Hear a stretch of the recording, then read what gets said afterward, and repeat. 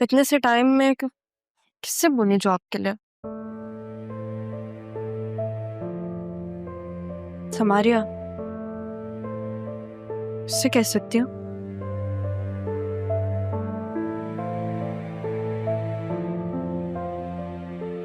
Hello, हाँ समारिया, कैसी हो? अब मैं राहा बात कर रही हूँ। तुम्हारा नाम मेरे पास सेव है राहा, बताने की क्या जरूरत है? अच्छा, मुझे लगा कि शायद शादी के बाद तुम हम सब दोस्तों को भूल गई हो। जी नहीं, ऐसा कुछ नहीं है। पता है, तुम्हारी कॉल देखकर तो मेरा दिल ही खुश हो गया। तुमसे तुम्हारे नाना का अफसोस भी करना था।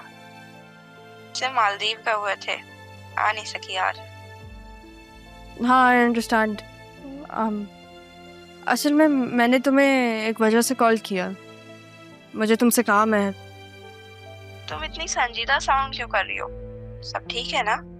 बोलो, क्या काम है? समारिया, मुझे असल में जॉब चाहिए, अर्जेंट बेसिस पे। तुम कोई ऑफिशियल जॉब करवा सकती हो मेरे लिए, मेरी फील्ड से रिलेटेड?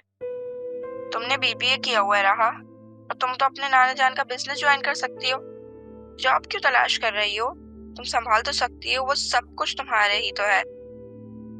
हाँ, मुझे पता है कि मैं सब कुछ संभाल सकती हूँ, लेकिन मैं चाहती हूँ कि मैं बाहर की दुनिया से भी कुछ सीखूं। मेरी खताएं क्या, पाई सजाएं क्या, पूछूं राह, काश तुम जान सकती कि मैं तुम्हें लम्हे भर के लिए भी नहीं भूला। मेरी हर सोच, हर खामोशी, सुबह का पहला और रात का आखिरी ख्याल सिर्फ तुम हो रहा, सिर्फ तुम। दुख ही जो देने थे, फिर खुशी है क्यों? मोहब्बत का शोर नहीं होता रहा, ये तो खामोशी में लिपटी वो आवाज है जो मेरे गिर्द फैले सन्नाटों में शोर मचाती है, एहसास दिलाती है जो दिन भर के हंगामों से थक कर बैठूं तो तुम्हारा तसव्वुर मेरी रूह को सुकून देता है। थैंक यू सो मच यार।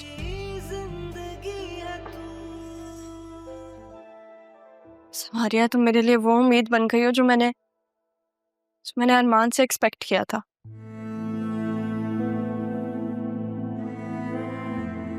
मैं उसके बारे में सोच भी क्यों रही हूँ? जब से वो गया है, उसने तो पीछे मुड़ के भी नहीं देखा कि उसकी मुर्शिद और मैं कैसे हैं। मैं भी नहीं सोचूंगी उसके बारे में। अपनी बेगुनाही का सबूत इकट्ठा करने गया था, फिर वापस ही नहीं आया।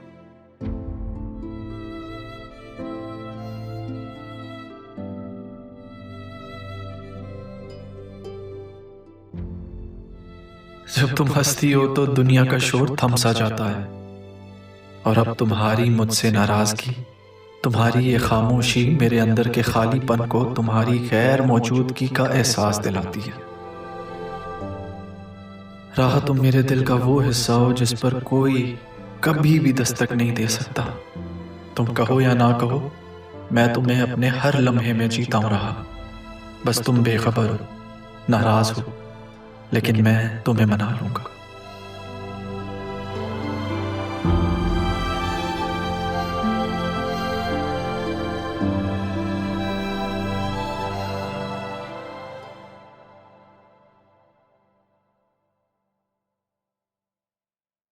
ये मुझसे क्या खता हो गई?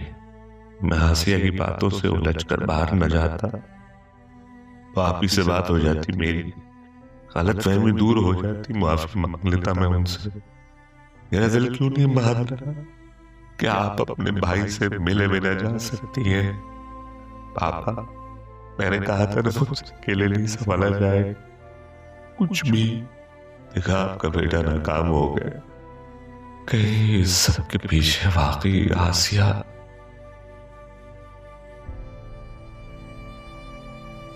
शुक्र है तुम उठ गए हो। 2 चक्कर लगाए हैं मैंने, तुम्हारी दवा का वक्त हो गया।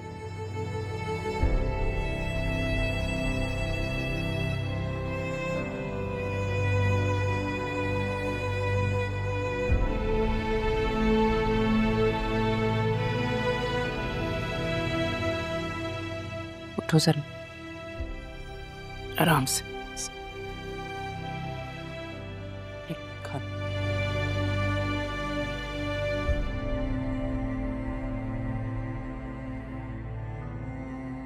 ये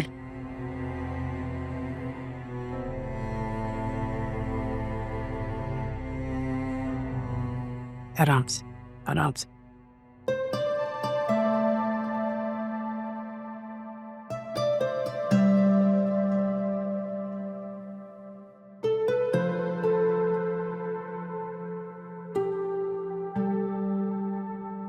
अदील, मैंने तुमसे एक बात करनी थी।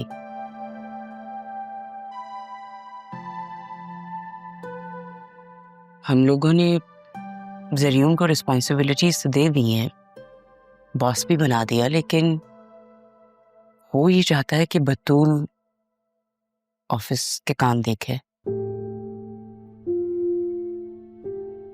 बतूल को मनाने की कोशिश भी कर रहा है, बट वो मान नहीं रही।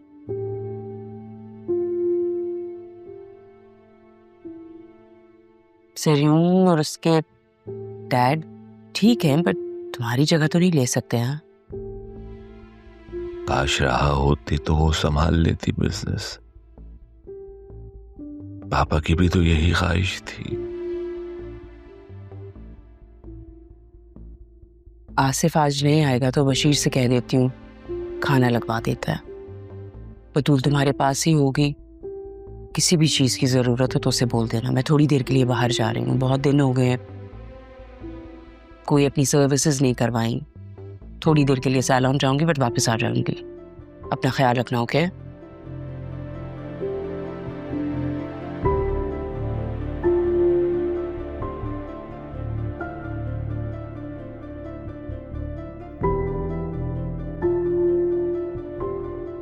ज़रियून, अब देर नहीं करनी, पावर हमारे हाथ में है। अदील बिस्तर पे है, आसिया को कुछ पता नहीं है, और तुम्हारी बीवी जज्बाती। बहुत जज्बाती है डैड, बहुत जज्बाती है। लेकिन अच्छा है, जितनी वो जज्बाती है उतना ही ऑफिस के मामलात से दूर रहती है। उसे जिंदगी में मेरे अलावा और कुछ नहीं चाहिए। तो बस सोच लो कि ये मौका बार बार नहीं आएगा। अदील ने और तायाजान ने ये बिजनेस दिल से संभाला था, और हम दिमाग से संभालेंगे। फायदों में एक प्लाट को 3 करो, रेट बढ़ाओ, एडवांस पकड़ो, और कब्जा 3 साल बाद। और हाँ, एक अलग से नया अकाउंट भी खोलो। डैड, इस गेम के असल बादशाह तो अब हम हैं।